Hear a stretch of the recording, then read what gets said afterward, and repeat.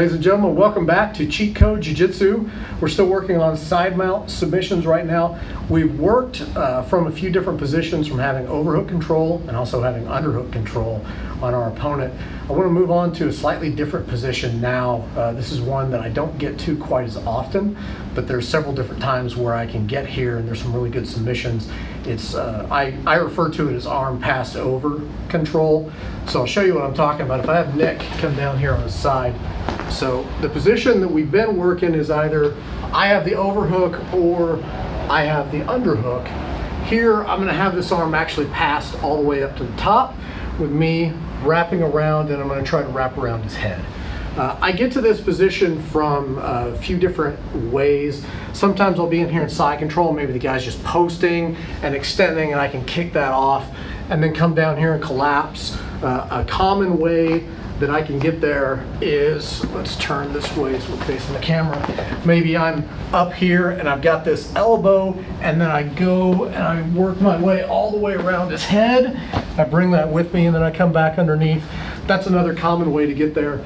There's a few different submissions that I like to do. The one I want to work today is called the murder choke. There's a few different ways to set this up. I've heard people refer to it as an arm-in guillotine.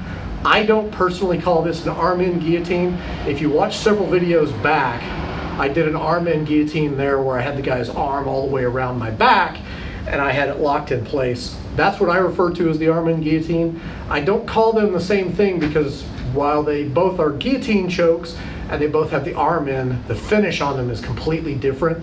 So I like to differentiate them. Plus murder choke is just a really cool name, so I like to use that.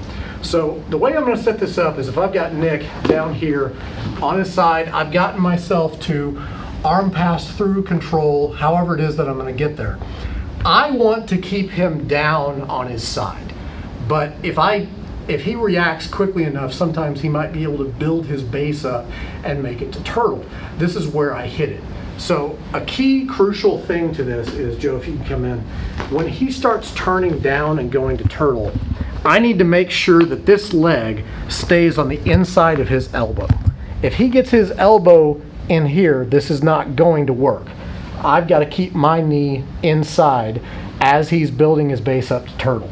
So we get to here, he goes to base up to turtle, and I step in. At this point, this is where the choke comes in. So this hand right here is going to wrap around, and then Joe, come back over here. As I shoot this hand through, I'm going to put a grip, some kind of grip, doesn't matter what it is. It can be an S grip, it can be a gable grip, whatever kind of grip I'm going to use, but I lock it in place and I'm keeping my hip right up here at the side of his shoulder. When I go to do this now, I'm going to sit back, this foot goes to the hip, this foot goes over the back. The key to making this work is when I go to squeeze, I'm going to drive my hips up into him. If you don't drive your hips, it's not likely to work. If you just sit here and squeeze, it's going to be uncomfortable for him, but you don't get that good blood choke. Drive your hips up and it comes on really, really fast. It's an unusual type of guillotine because it actually comes on entirely as a blood choke. You don't really get anything on the trachea at all. You get carotid artery on one side from where my arm's wrapping around, and you get carotid on the other side from where I'm jamming his shoulder in. Really effective choke, comes on super fast. So I get to my arm, passed through position, I'm starting to set up shop. Nick goes to turtle. As he turtles, this shoots through. I lock up my grip, I sit back, lock up here, and then hip up and finish it off. There's been a few different UFC fighters have done this a couple times.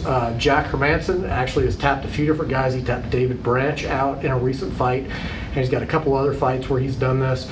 David Branch, of course, is a super high-level black belt in jiu-jitsu, so being able to get a guy like that with a choke like this shows it's very legit, very effective if you can get it. So it's one of my favorite chokes. Play with it a little bit. Murder choke. Remember, if you like the video, hit the like button, subscribe, and turn on notifications. It really helps me out with YouTube, being able to show my videos to people. Thanks a lot, guys. I'll see you in the next one.